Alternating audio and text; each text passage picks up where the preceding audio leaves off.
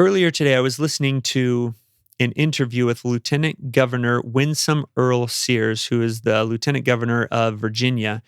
At one point in this interview, she said, "You must confront the darkness. It's really that simple. There is wickedness, there is darkness in the world, and we must make the darkness tremble." The first thing that came to my mind when she said that was what was said about Captain Moroni. If all men had been and were and ever would be like unto Moroni, behold, the very powers of hell would have been shaken forever. Yea, the devil would never have power over the hearts of the children of men. If we were all righteous like that, we would make darkness tremble. The very powers of hell would be shaken. I love that imagery, and that is what we are doing here. That is what we are called as disciples of Christ to do.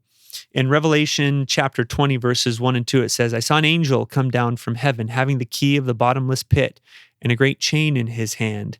And he laid hold on the dragon, that old serpent, which is the devil and Satan, and bound him 1,000 years."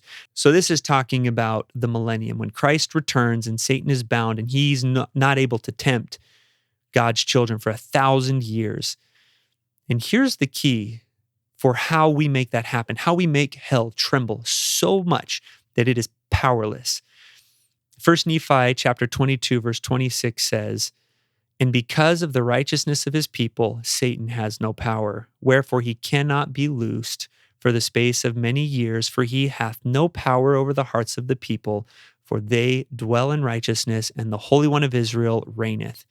Darkness trembles, hell shakes, and Satan is bound by righteousness. Satan has no power if we don't give it to him. When we are with God and Jesus, Satan can't come close. And we don't get to that point by sitting down and shutting up. If we're not prepared to bear Christ's cross today, to suffer the shame of the world today, to stand up and tell Satan no today, we will not be deserving of that millennial rest and peace later. Now is the day of our repentance. Now is when we show God whose side we are on. And I'm not talking about the Republican or Democrat side, but are we on his side? Are we on the side of truth and right? Or do we let evil run roughshod while we sit in the corner silent and afraid?